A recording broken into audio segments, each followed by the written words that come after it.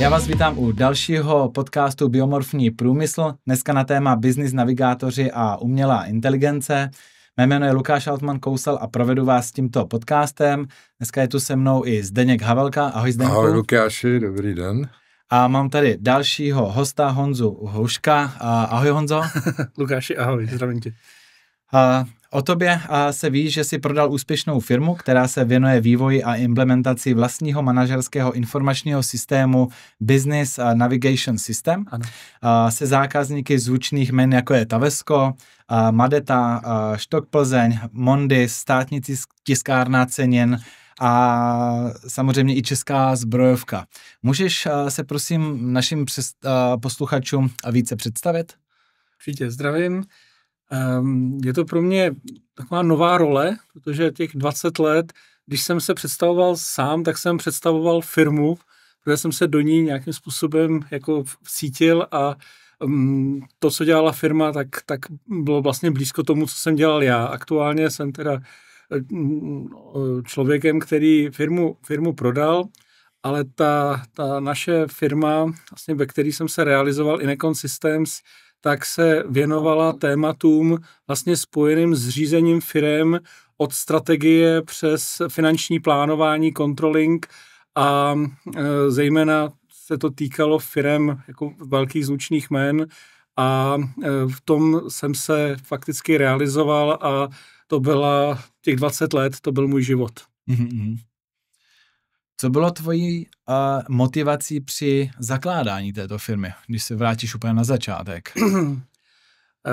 V tomhle směru mě velmi pomohla škola, shodností ČVUT, kde jsme vlastně se seznamovali s různými oblastmi, jak jsou firmy řízené. Mě nadchla ta oblast právě těch manažerských informačních systémů před 20 lety a právě nakouknutí pod pokličku v těch firmách bylo pro mě inspirací, že jsem se velmi brzo dostal v řadě firem vlastně k těm jejich nejvyšším šéfům a setkal jsem se se skvělýma, inspirativníma lidma, takže ta možnost vlastně pracovat na této úrovni byla pro mě tím zásadním zdrojem a dalším byli i ty spolupracovníci, kteří měli v řadě případů úplně unikátní dovednosti a kompetence, takže jsem si říkal, tohle je svět, který chci poznat a je to svět, ve kterém se můžu hodně naučit. Mm-hmm.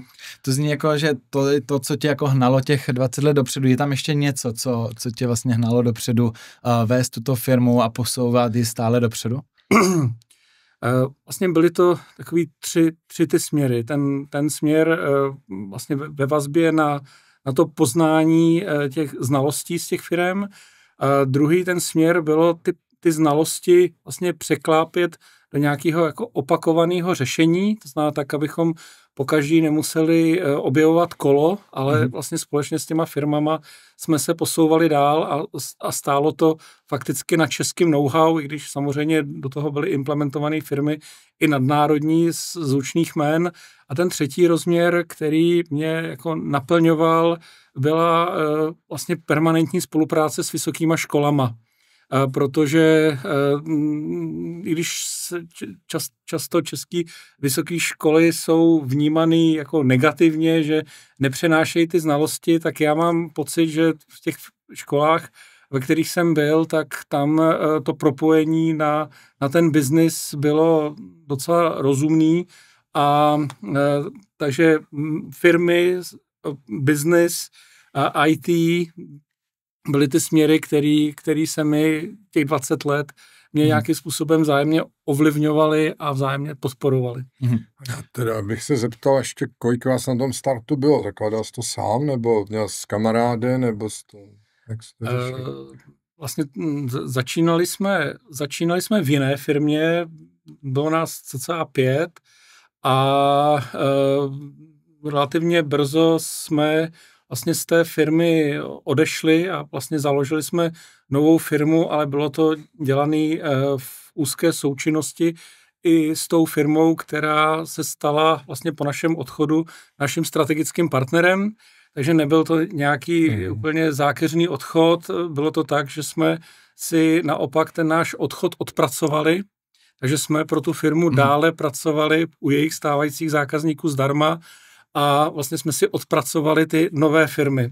Ten zásadní rozdíl byl, že když jsme odcházeli, tak ta firma v té naší oblasti měla asi 5 lidí. Když jsme byli po jednom a více let, tak nás bylo 12, 15 a fakticky jsme končili asi až v 35 lidech.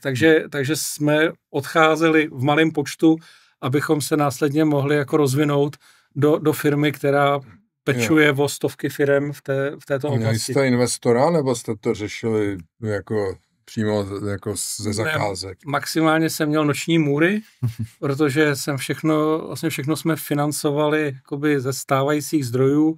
Je pravda, že na začátku jsme byli součástí jiné skupiny, která ale po relativně krátké době, když jsme prokázali tu kompetenci fungovat sami, tak jsme se vlastně vyčlenili a tato firma byla nějakou dobu majoritním vlastníkem, než jsem si ten majoritní podíl vlastně vykoupil a se společníky, se kterými jsem firmu založil, tak jsme pak fungovali spoustu dalších let. Já bych se ještě zeptal, ty jsi hodně zmínil vysokou školu, ano. ČVUT a přijde mi, že jakoby z té školy si hodně si toho vzal do té firmy a využil si ty zkušenosti, protože není to pravidlem, u tebe mi to zní jako, že si toho využil hodně. Další takový zajímavý rozměr, jak toho využít hodně, je studovat doktorát. Takže vlastně to studium doktorátu mi přineslo to, že jsem byl fakticky své bývalé spolužáky nucen učit. A to mi dalo hodně a současně vlastně v rámci ČVUT byla vysoká a úzká spolupráce s firmami, například Škoda Auto, takže jsme měli například kurz, kde jsme půl na půl učili my jako business navigátoři a v té druhé půlce toho kurzu učili kolegové ze Škody Auto.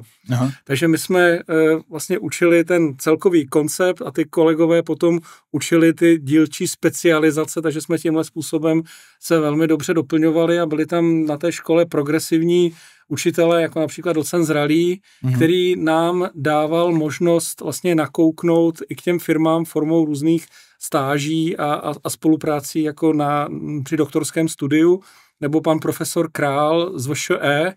A vlastně tyto kontakty vedly k tomu, že pak jsme byli těmi nosiči té pochodně tohoto znalostního učení, například na VŠE, kde do letošního jara jsem vlastně vedl kurz na CPM, Corporate Performance Management, takže takoví profesoři jako profesor Král nebo docent Zralý a spousta dalších vlastně propojovala svojí osobností vlastně ten biznis s tím vysokým školstvím a dařilo se nám tím způsobem nadchávat i ty mladé studenty, kteří se k nám připojovali a byli tou energií, který nás posouvali dopředu. Takže pak to utíkalo opravdu jak voda, ten čas. Pane ti, Honzo, rozumím, protože jsem měl velmi podobně a sám jsem taky studoval doktorát a začal se to propojovat, jak ta firemní sféra, tak ta univerzitní a vlastně do dneška jako velice rád spolupracuji s univerzitami. A ještě se tě zeptám na ty studenty poslední otázkou, jak se ti podařilo je zapojovat do vlastně těch potom projektů? Určitě ta spolupráce v mém případě byla taková přirozená, protože já jsem měl možnost už v 5. ročníku, vlastně jak jsem učil celý semestr ty studenty, tak jsem je měl šanci poznat a viděl jsem, jak pracují, protože ta schopnost pracovat v rámci školy se velmi promítala potom do budoucna v té práci do firem. A když ten dotyčný dobře pracoval v rámci školních kurzů, tak byla vysoká pravděpodobnost, že bude velmi dobře se zapojovat. Takže znamená to, že třeba z 20 hlavního kurzu jsem třeba 4 nebo 2, někdy jenom jednomu dal nabídku, jestli by ho zajímalo se v tom dál rozvíjet, například formou diplomové práce nebo stáže. A to už mělo krůček k tomu, že když se ta stáž Fineconu uplatnila, tak ten dotyčný potom u nás zůstal což i odráží stav, kdy jsem vlastně firmu předával, tak téměř třetina vlastně našich zaměstnanců byli nějakým způsobem naši bývalí studenti, který jsme si v těch školách jako za tu dobu vychovali. To zní jako úplně ideální cesta, no, že právě.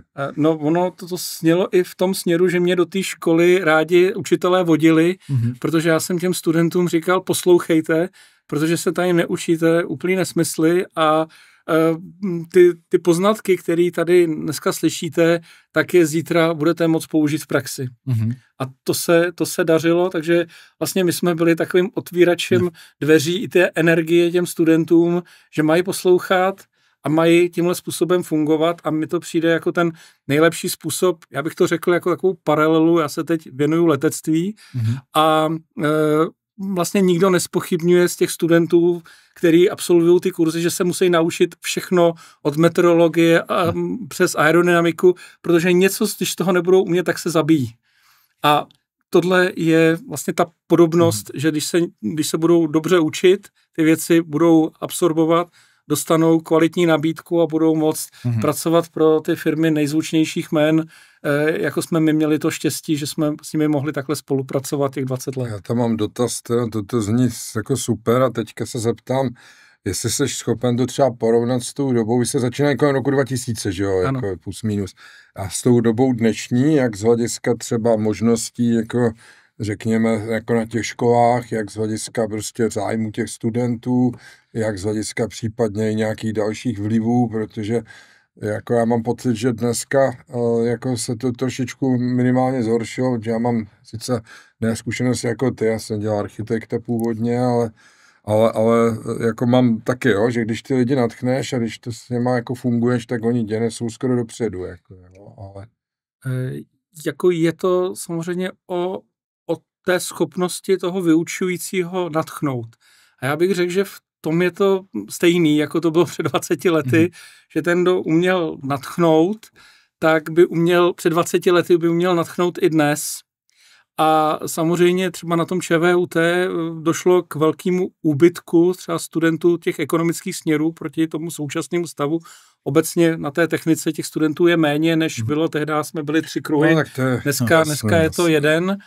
A co se týká samozřejmě té náročnosti, víc to umět představit, víc to učit formou hry, takže třeba my dneska máme tu zkušenost, že se nám daří nadchávat ty studenty třeba po tom, co uspějí v simulační hře, protože tou simulační hrou si jsou schopni víc představit to, co děláme ve chvíli, kdy to je čistě na nějaký skriptový bázi, bez těch ukázek, tak bych řekl, že jsou trošku rozmazlenější ty studenti tím, že mají mnohem víc možností si vybrat mezi tím, co je zajímá a ty povinnosti je míň.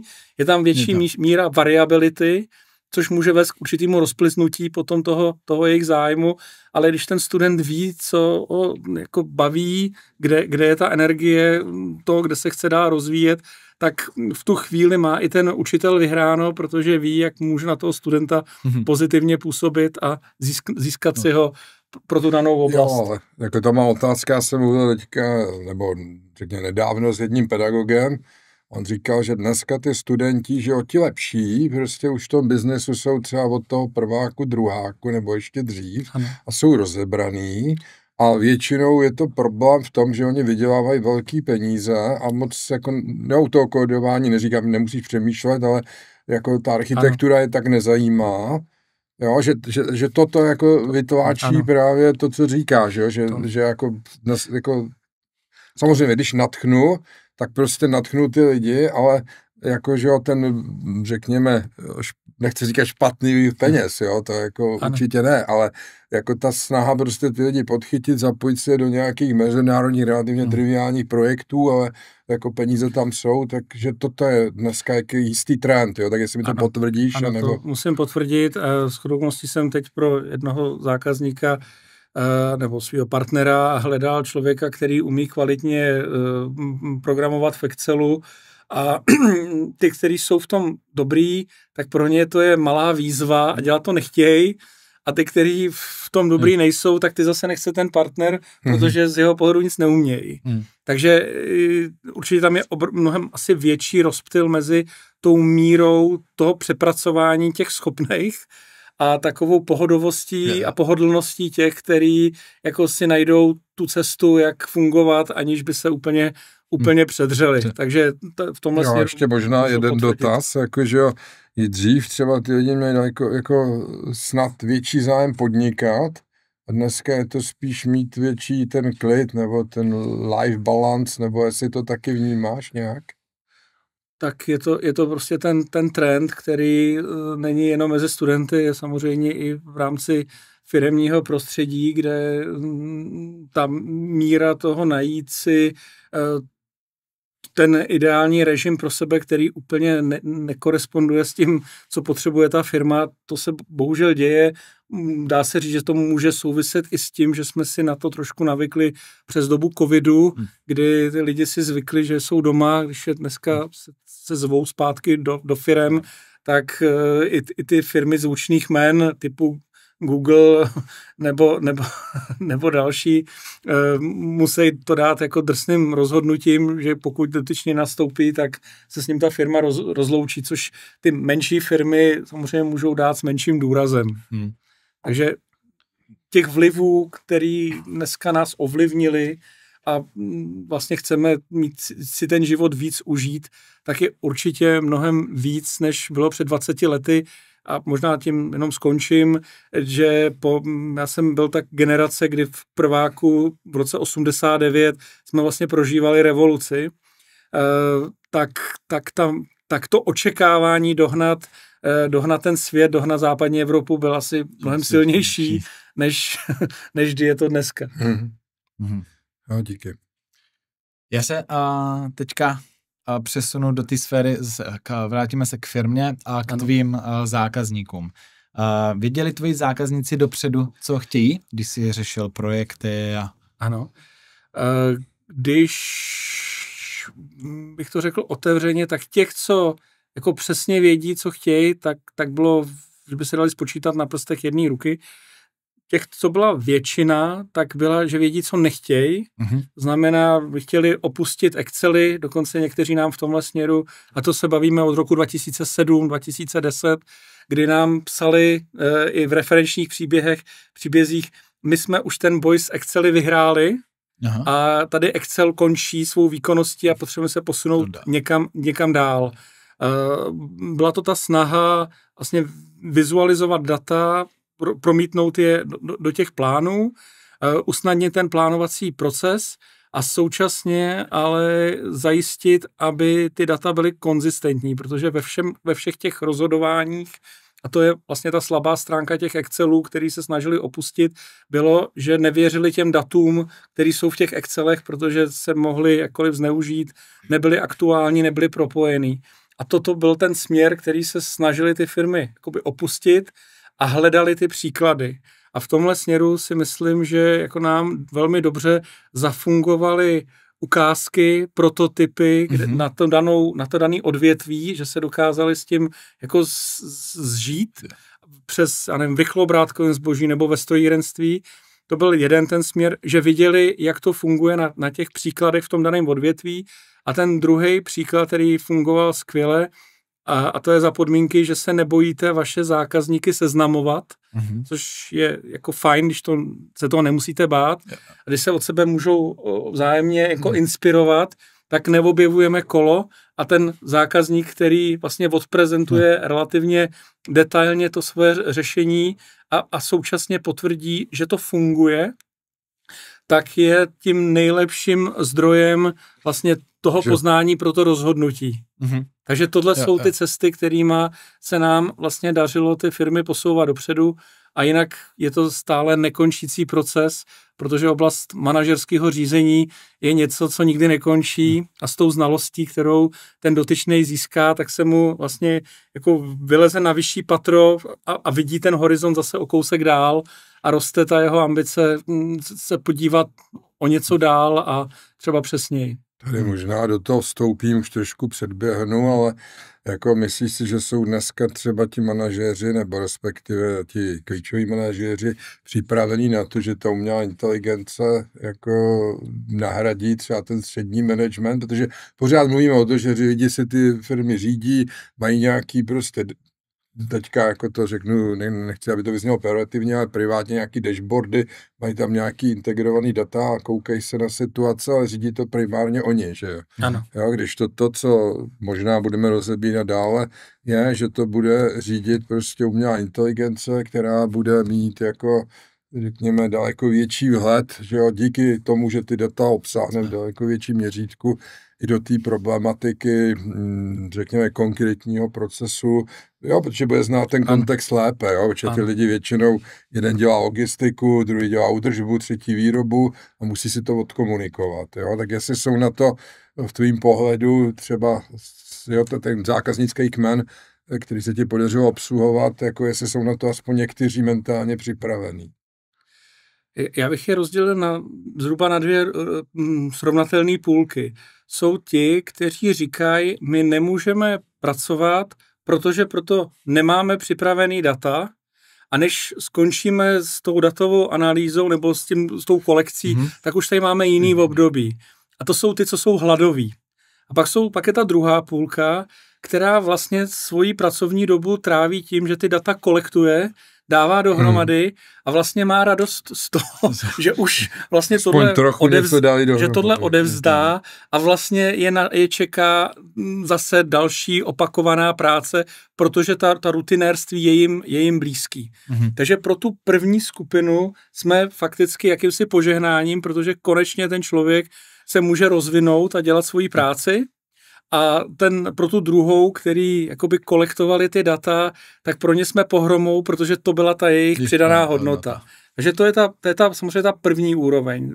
Ten čas se posunul dál v tom, že dneska ta umělá inteligence už umí udělat i ty datové rozbory, což zase se zmenšuje ta skupina těch úplných nadšenců, kteří jsou nad těmi rozbory, protože vlastně končili těmi rozbory a teď jako kde je to rozhodnutí. Takže se nám jako ty skupiny se zmenšujou. Na druhou stranu pak ten, kdo s tím umí pracovat s těmi rozbory, který mu udělá ta umělá inteligence, umí pracovat s těmi predikcemi, tak se pak stává jakoby mistrem a stává se nepostradatelným v té firmě.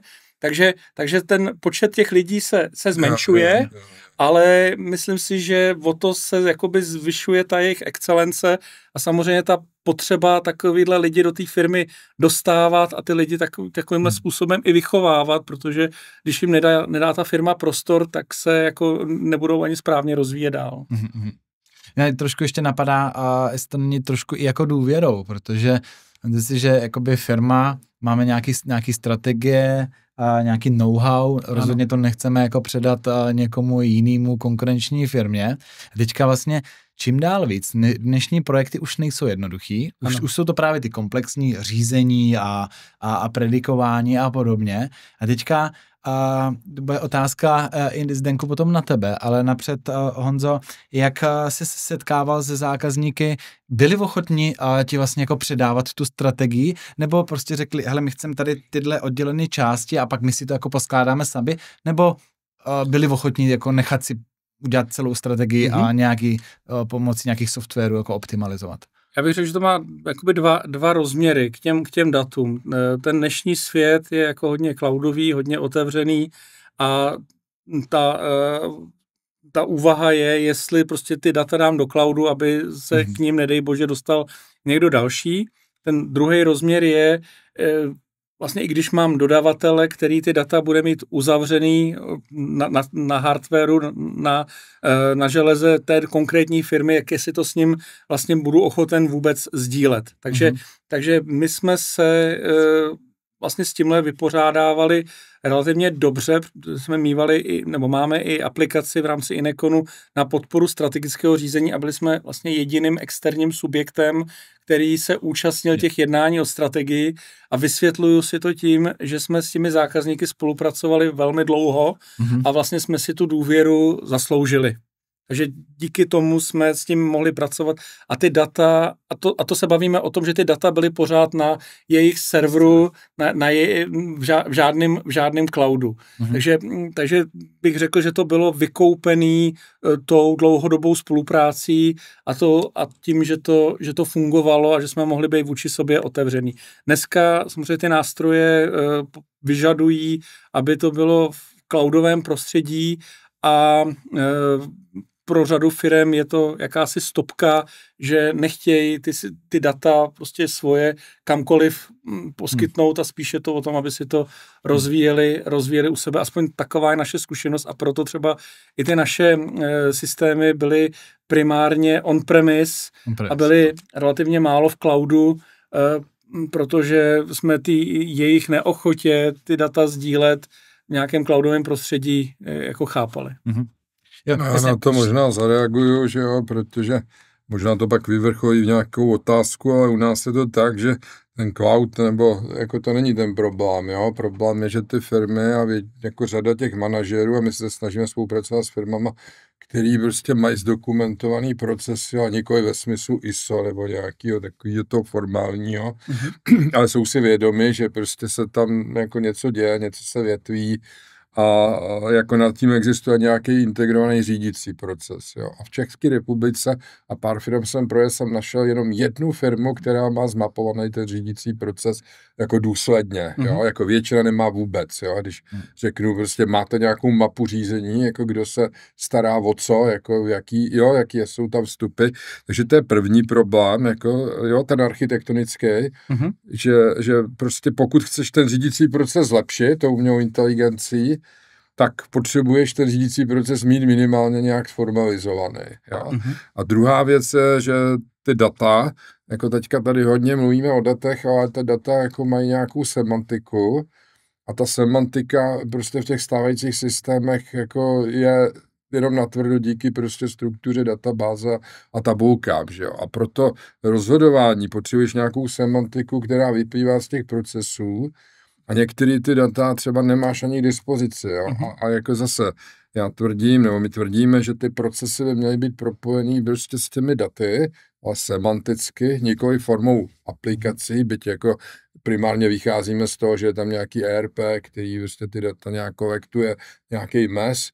Jo? A tam jako taky jako máme jako relativně problém, jo? Že vy jste měl asi osvícený, jako, nebo ty jsi narazil na osvícený skupiny zákazníků, ale jako já těch osvícených zákazníků, s kterými spolupracujeme, mám relativně málo, protože tím předpokladem, aby tam, a zase bavíme se o umělé inteligenci, řekněme typu našeho, my tomu říkáme fenomenální modelování, že jo, a fenomenální přístup, tak tahle umělá inteligence tyhle předpoklady do jisté míry vyžaduje. My samozřejmě nabízíme ty konzultační služby, aby se to událo, ale zase pokud jsme ve výrobách, a to víš, Lukáši, sám nějaký konzultace, jako jo, prostě chci cihlu a jako dodejte mi cihlu ideálně řešící všechno, jako jo, a nějaký jako tady tyhle ty koncepčnější věci, jo, k tomu jsme se našli zákazníky, taky z toho žijeme, ale bylo to pro nás velmi těžký, jo, takže ta otázka zní, jestli bys to zhodnotil třeba zase tu dobu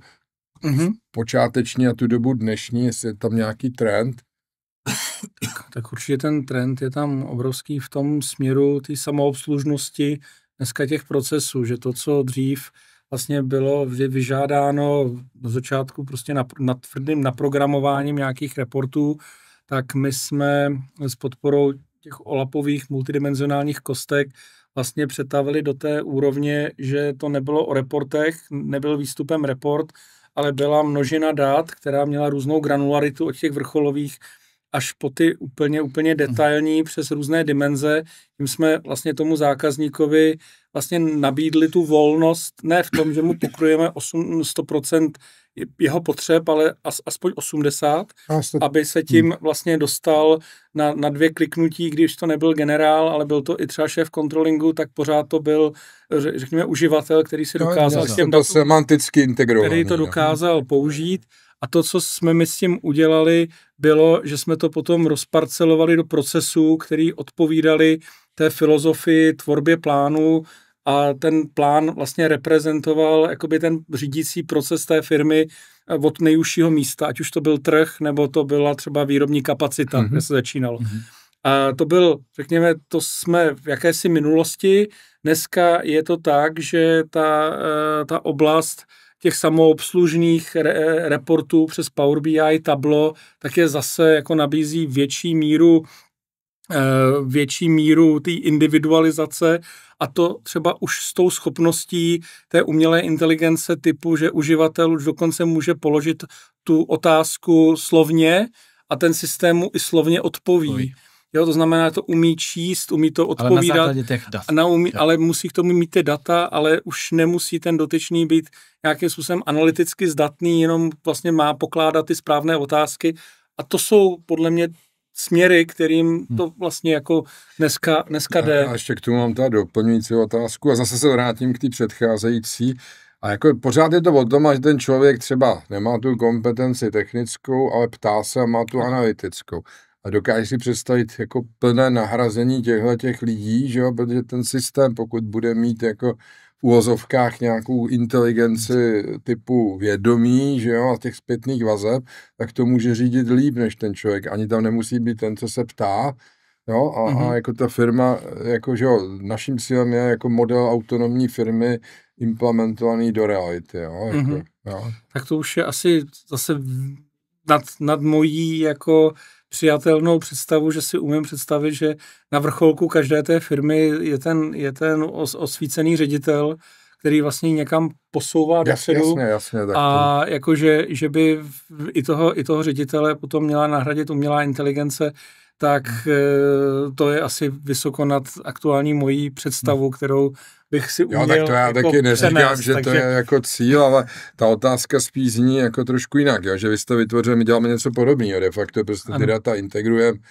jako prostřednictvím nějakých dimenzí, že jo, tak, aby byly k dispozici a nad tím právě stavíme, že jo, ten model toho plánu, jako, který ale bere ta data z té reality a tou zpětnou vazbou se de facto učí, že jo, jak tu realitu, jo, prostě to optimalizační kritérium je nějaká, řekněme, největší průtok jako hodnoty tou firmou, že jo, a na základě toho prostě jako ten systém sám sebe řídí. Jo? My říkáme, že to není jako nějaký separátní systém, ale ta linka jako je, nebo ideálně ta továrna jako je ta, co se řídí, jo. Ale samozřejmě pak jsou věci, obchodní procesy a tak a tam jako zatím ten lidský kontakt asi se jako moc nahradit nedá, byť zase ty jazykové modely jsou schopný jakože do jisté míry jako toho člověka tak jako pochopit v úvozovkách a tak mu to ego pohladit, že možná jsou lepší než někteří jako neschopní obchodníci, jo, ale to je asi jiný téma.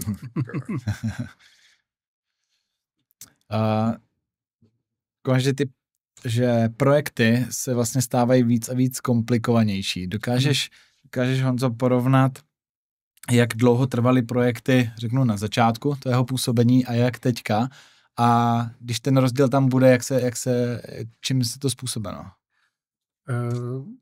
Tak tím, že se pohybujeme v oblasti manažerských informačních systémů, tak já to vnímám tak, že ten projekt fakticky není nikdy hotový.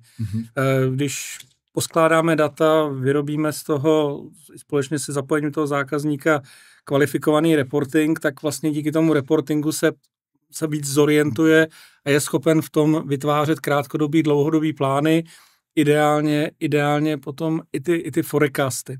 Takže a jak vlastně má hotový ty forecasty, tak se mu rozšiřuje ten záběr, jak vlastně tu firmu lépe řídit napříč těmi jednotlivými odděleními. To, co se ale samozřejmě změnilo, je ten přístup fakticky k tomu zadání. Jak ta firma je hodně komplexní, tak my jsme si před těmi 20 lety vystačili s klasickou waterfall metodou, že jsme společně s tím zákazníkem vlastně popsali začátek, konec toho projektu a vlastně jsme to všechno byli schopni zvládnout v rámci studie a ta studie byla tím elementárním zadáním a až ten projekt byl hotový, tak pak nám odsouhlasili, že to je řešení. dneska je naprostá klasika vlastně řízení přes agilní přístup, to znamená, že se vlastně ten proces rozkouskovává a ne proto, že by někdo nedohlíd na ten konec, ale to zpracování toho řešení je tak dlouhé, je tak náročné, že trvá tak dlouho, že se mezi tím ta firma může xkrát změnit. Takže je ta snaha to vlastně víc rozetapizovat a vlastně se v průběhu toho projektu učit, což samozřejmě klade větší nároky na toho vedoucího, jako který to řídí, tak na zákazníka, ale má to ten efekt, že to, co jsme si na začátku mysleli, že je to nejlepší řešení, tak to poznání je, že po tom roce toho projektu vlastně už to není to, co jsme vlastně dneska jako byli ochotní přijmout. Takže tímhle způsobem si myslím, že se ty projekty hodně jako změnily, že je tam přijatá ta dynamika v té změně, v tom poznání toho, co jsem si myslel na začátku a kam jsem se dopracoval nakonec a tam ta agilní metoda toho přístupu si myslím, že otvírá ty šance a tady bych jako definoval tu změnu přístupu i v té implementaci. Ale jako celek oblast z těch systémů na podporu řízení firmy je něco, co my chápeme, že ten zákazník, když přijme jako tu změnu, jako něco, čím ta firma prochází, tak fakticky musí přijmout i ten stav, že tenhle systém není nikdy hotový.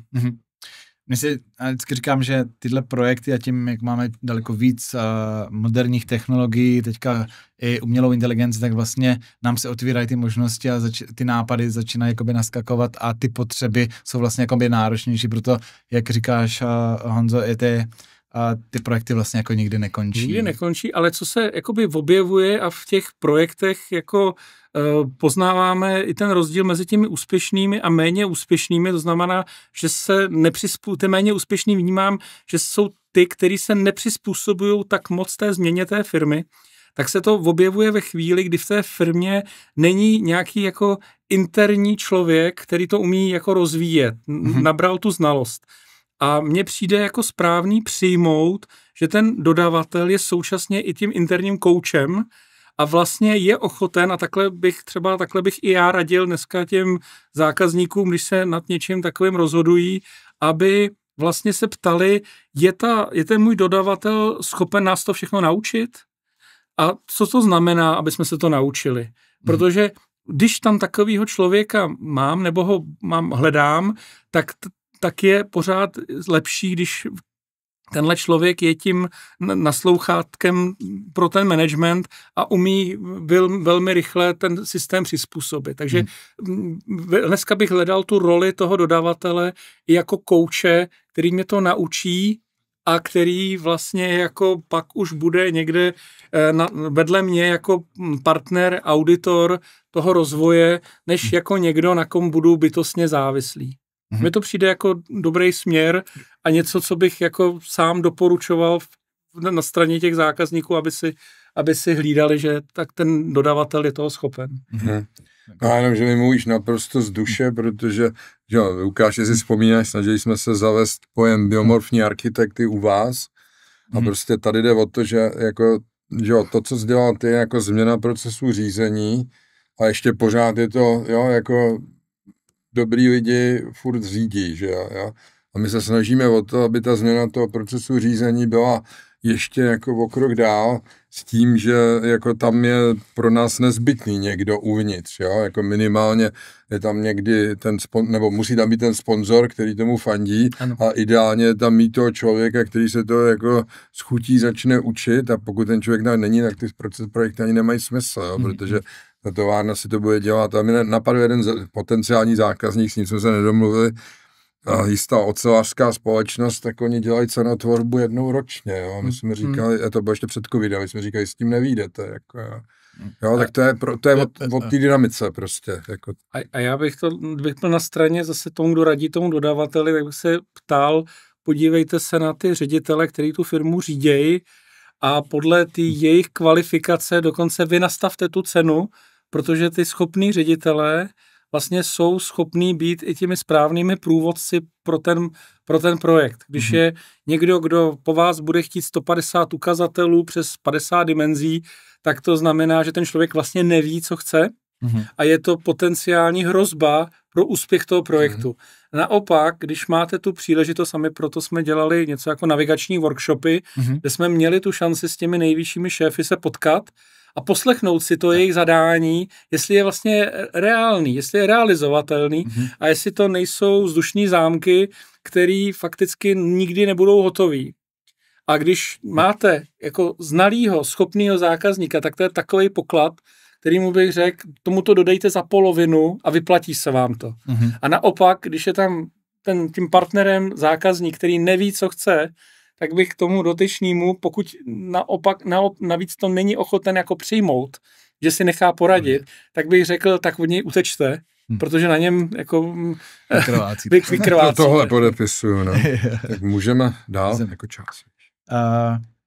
Já se ještě zeptám, jakoby náročnost na té straně toho zákazníka, ale tebe jako dodavatele, protože jsi sám říkal, že se jako mění, ty požadavky se mění, ale musí se měnit požadavky i na vlastně tvý zaměstnance. Jak jsi tohle zvládal? Nabírání nových zaměstnanců, jakoby, určitě. Jak si je udržet a podobně? Jako v té naší branži je to, když si řekne, že to je konzultant, tak je to extrémně náročná kvalifikace, protože to není ani programátor, ani nějaký odborník jako přes ten daný proces. My potřebujeme vlastně člověka, který umí obojí, který umí šáhnout do toho systému a současně rozumí těm business procesům té firmy. Takže proto samozřejmě potřeba je specializovat třeba podle odvětví. Prostě nějak jinak se řídí v automotiv, nějak jinak se řídí v rychloobrátkových službách a tak dále.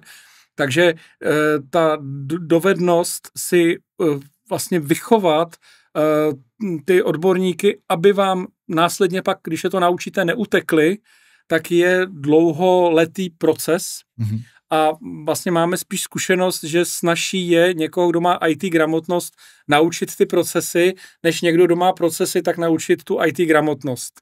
Ale když takového člověka máte, tak je to poklad, protože ten člověk umí komunikovat se zákazníkem a současně už to nemusí nikomu dalšímu vysvětlovat a už to umí promítnout do toho systému. Takže já vlastně i svým následovníkům jsem říkal, prostě kolem těchto lidí choďte po špičkách, protože jsou to odborníci, pečujte o ně, dávejte jim vizi toho, že se budou dál rozvíjet a že budou užiteční a pak vám neodejdou. No a nejlepší je vlastně s tím výběrem začít už na vysoké škole a vlastně už mezi těmi studenty hledat lidi, kteří jako rádi se učej, kteří se rádi dozvídají nové věci, protože jestli je někde nějaká jistota, tak je to v té nejistotě, která je čeká. Takže ty lidi, kteří umějí dobře přijmout tu nejistotu a umějí se z ní jako poučit do nějakého nového výhledu, nejsou to prostě strnulí lidi, kteří jenom lpějí na nějakých jako základních principech, tak jsou jako velmi dobře použitelný potom do těch projektů. Takže je to záležitost, kde vlastně si potřebujeme vypomáhat už i těmi studenty a vybírat mezi nimi. Naprosto souhlas. Jsem rád, že vlastně zase to propojení, vlastně o tom mluvíš už od začátku. A mě teďka bude zajímat, co bylo tvojí motivací vlastně prodat firmu? Kuriózně tou motivací bylo, abych tu firmu posunul dál. Protože samozřejmě jsou směry, kam se může firma rozvíjet. Jednu dobu před 20 lety jsme si mysleli, že to může být jako i na východ. Dělali jsme konference v Karlových Varech a nedopadlo to. Víceméně jsme na tom prodělali kalhoty, protože ty hosty, který jsme si z východu zvali, tak ani nedojeli na tu konferenci. Takže ta orientace na západ samozřejmě je jednoznačná, ale zase ty západoevropské firmy si od českého dodavatele úplně toho moc nevezmou. Takže mně se líbila myšlenka, vlastně, se kterou mě oslovil ten západoevropský investor, s tím, že tam zůstanou ty české ruce, ale že ten obchod vlastně bude zaštiťovat nějakou německo-západoevropskou slupkou a přes ně se vlastně ta firma může dostat do zahraničí. Takže byla to ta myšlenka toho rozvoje, která by nám otevřela dveře i za cenu, že já už nebudu vlastník ani spoluvlastník, ale budu tam jakýsi výkonný business development manažer. A to druhý se mi zdálo, že se jako směrem k těm vlastníkům těch firem a vůbec k tomu řízení v českém prostředí se mi to zdá, že se to nějak zesložiťuje, že roste míra jako administrativy a já jsem si říkal, jestli to mám zapotřebí, jako tohle všechno jako absorbovat, když mi to nic nepřinese, jenom mi to zvýší náklady a možná, když budeme západoevropskou firmou, tak tyto věci budou odstíněný a my se budeme moc víc věnovat tomu biznesu. Takže takhle jsem to měl jako na stole a tak ty jsi to asi chtěla, jako, že jo, jako asi s tím pořád nějak i trochu bojuju tady s těma věcma, ale jako že jo, ta motivace, nebo je to jako velmi dobrý, že jsi takhle mohl exitovat a teď se můžeš věnovat třeba tomu letectví plus další věcem. Já to letectví, to bych možná ještě doupřesnil, já to mám jako základ svýho novýho biznesu. A to ne, že bych jako chtěl se živit jako letec, ale já bych se chtěl vlastně jako vyhnout té D1 a být přítomen vlastně i v těch regionech. Proto to letadlo nejsou žádný Boeingy, ale jsou to klasický ultralighty, kterýma se můžu překlenout ten problém trávení na dálnici hodin a víc být blízko svým zákazníkům. A ta moje role, samozřejmě vidíme, jak se to všechno vyvine, tak je v tom směru i ten Inekon, případně i další nekonkurenční firmy vlastně zastupovat u zákazníků, u kterých mám nějakou důvěru a vlastně pomáhat jim se posouvat dopředu, třeba v té oblasti umělé inteligence, kterou monitoruju, ať už je to v oblasti vlastně automatizace řídících procesů a to je vlastně ten směr, který bych právě i s tou podporou toho letectví chtěl v příštím roce vlastně svým blízkým přátelům na straně zákazníků nebo i novým zákazníkům třeba i v rámci toho podcastu nabídnout, abychom se o těchto možnostech bavili a já si mohl šáhnout mezi své blízké dodavatele a vlastně jim nabídnout službu, o který vím, že už někde jinde funguje. To je moc hezky řečeno, že když budeš mít novýho zákazníka, tak se zeptáš, kde máte problém a máte poblíž letiště. A nebo můžete pro mě poslat auto. A je to pořád záležitost v desítkách minut a navíc ještě to specifikum tohoto letadla je v tom, že může přistát víceméně na jakýkoliv louce, když jako se souhlasem vlastníka a kdyby ta louka byla příliš krátká, tak navíc ty ultralighty mají dokonce i svoje padáky, takže stačí zatáhnout za padák a to letadlo prostě přistane i na kratší vzdálenosti. To je samozřejmě legrace. Přímo před branou firmy. Ta funkce tam je, ale nesmí být zneužívaná. Zdenku, ještě rád by ses na něco zeptal.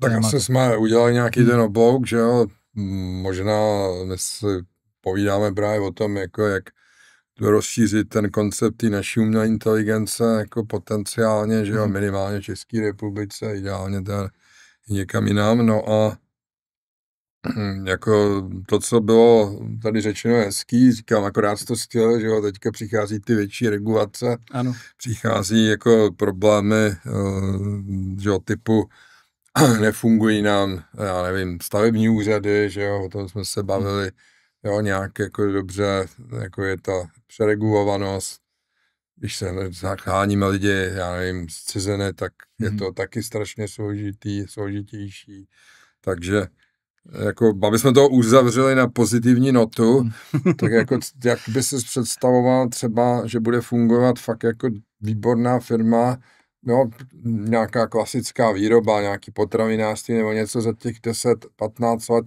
s tou umělou inteligencí, jo? Jako, jak bys to viděl, že jo? Tak já myslím, že těch směrů, vlastně kam se vydáme, tak asi může být jako celá řada, ale co bych řekl, že nám stále jako zůstane, tak bude ten zdravý selský rozum. Jo, a ty firmy, které jako umějí správně cílit na zákazníka, který jsou tomu zákazníkovi prostě schopný přinést přidanou hodnotu, a z tohohle pohledu ta umělá inteligence bude za mě teda pořád tím nástrojem, který vlastně přinese té firmě větší efektivitu.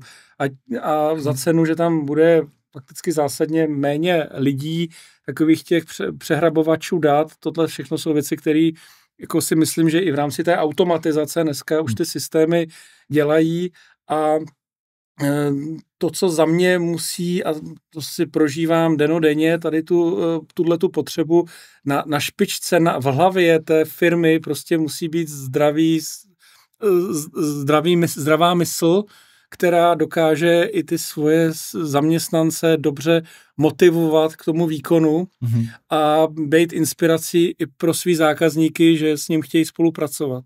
A za mě, já si nemyslím, že na vrcholku této pyramidy by měl být nějaký robot, ale musí tam být prostě za mě ten člověk, který vlastně si bude ty roboty k tomu pomáhat, aby byl jako výkonnostně konkurenceschopný. Taková je moje vize, jak by to mohlo fungovat, ale když nahoře bude nějakým způsobem poškozený to myšlení, který prostě není atraktivní pro to svoje okolí, tak zafunguje Darwin a za nějakou dobu, i když třeba do něj bude nalito hodně peněz, tak tady stejně nebude. Tak jo, tak... Honzo, já ti děkuji za dnešní podcast, za vůbec vhled do manažerského řízení, jak jsi vedl firmu a jak se máš dneska. Super. Tak, já moc děkuji. Děkuji za pozvání. Taky děkujem. Děkuji. Mějte se, naschle. Naschledanou.